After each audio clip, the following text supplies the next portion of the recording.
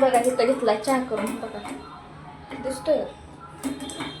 तसं तर हे लय ओरडतात मला चहा प्यायला जाऊ नको म्हणून, पण तरी पण मी चहा पिते. चला भांडी घेते घासलेली मांडणीला लावून ठेवते मोबाईल.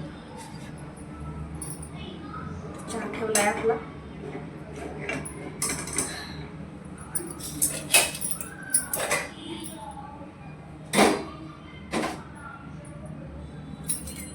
दुपारी आईला केलता फोन.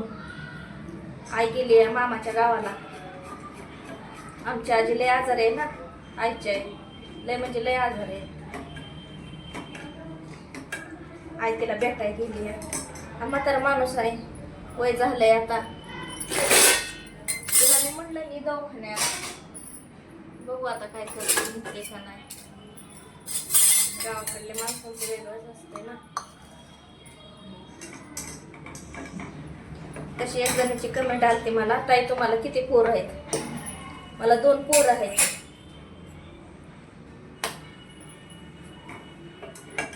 आणि अजून एक जण विचारते की तुम्ही कुठं राहताय? तर आम्ही राहतोय कात्रजला. कात्रज मध्ये राहतोय. खुद कात्रज मध्ये राहत नाही, त्याच्या पुढं राहतोय थोडं.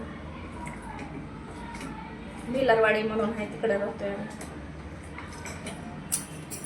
त्याला भांडी लावून घेते घासलेली.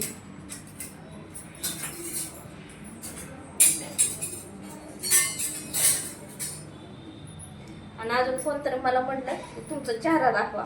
बघा माझा चेहरा कसा आहे. आवडला तर नक्कीच कमेंट करा. चला आता मी घेते चहा पिऊन.